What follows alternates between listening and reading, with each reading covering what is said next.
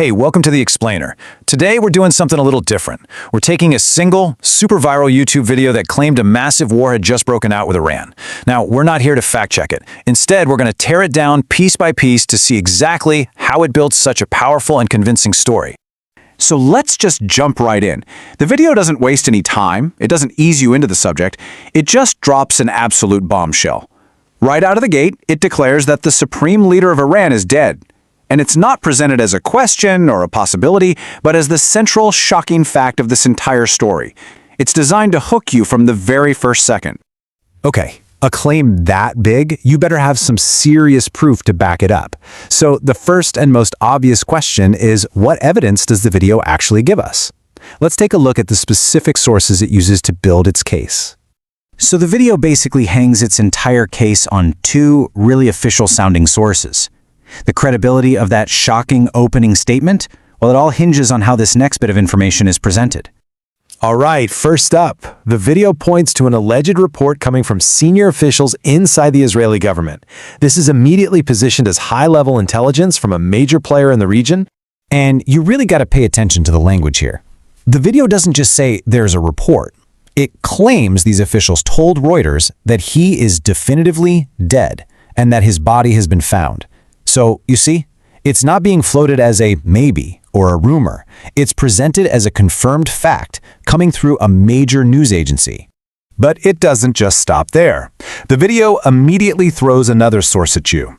This one attributed to an Israeli ambassador in Washington. This is meant to add another layer of official, diplomatic weight to the whole claim. And by doing this, by adding the second source, the whole claim starts to feel, well, solid. For anyone watching, it creates this powerful sense of corroboration. It's not just one report anymore. Now it feels like the information is flowing from multiple high-level channels, which makes that first bombshell seem like a well-sourced fact. But here's where it gets really interesting. The video doesn't just stick with the leader's death. No, it immediately zooms out to paint this picture of a huge, ongoing military operation. The Ayatollah's alleged death is framed as just the opening act in a much, much bigger war on multiple fronts. So now we're in the middle of this intense action in the skies, right? The video claims that American F-35s, the best of the best, are in the fight and are even hitting historic milestones by shooting down Iranian jets. Adding a specific, dramatic detail like that really lends a feeling of authenticity to the story. And then the scope just explodes. We're talking about a massive missile exchange. You've got American Patriot systems knocking Iranian missiles out of the sky, U.S. Navy ships launching Tomahawks, and Iranian forces firing back at a U.S. airbase. This paints a picture of nothing less than a full-scale, high-tech war. The story also gets even more detailed, claiming these super strategic strikes are happening. A detail like this, for example, it's not just about random explosions.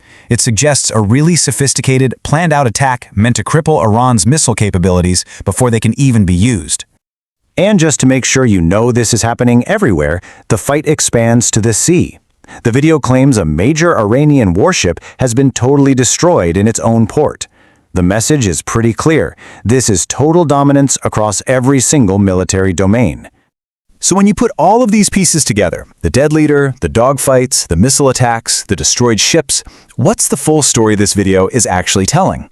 Let's break down how it's structured.